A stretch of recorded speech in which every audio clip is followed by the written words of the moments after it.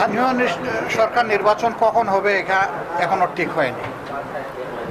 2 নম্বর হলো সরকার কিছু প্রক্রিয়া শুরু করেছে, আমরা উদ্বিগ্ন।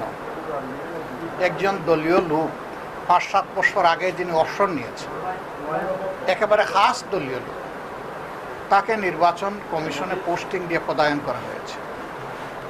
তো অতীতের যে নির্বাচন গেল 26 সালের 12 ফেব্রুয়ারি, এটা দেখে আমরা এমনিই শঙ্কিত।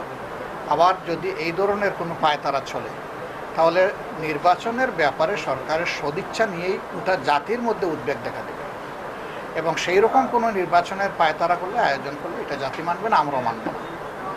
দেশে আমাদের সরকার যদি নলেজে নিয়ে কোনো কিছু করে সেটা ভিন্ন, আদারওয়াইজ এটা অপ্রত্যাশিত।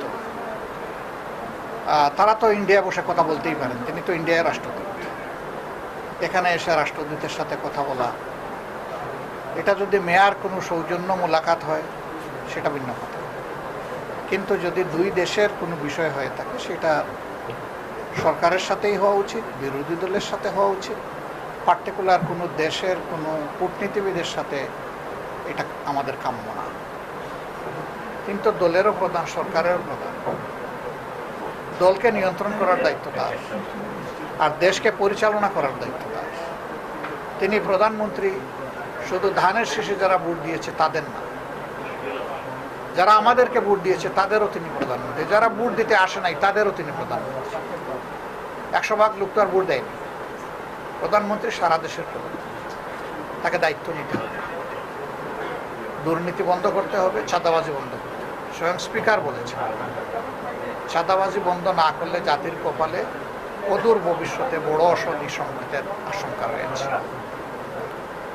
তা আমাদের দেশ আবার চূড়াবালিতে হারিয়ে যাক, অন্ধকার গলিতে ঢুকুক, এটা আমরা চাই।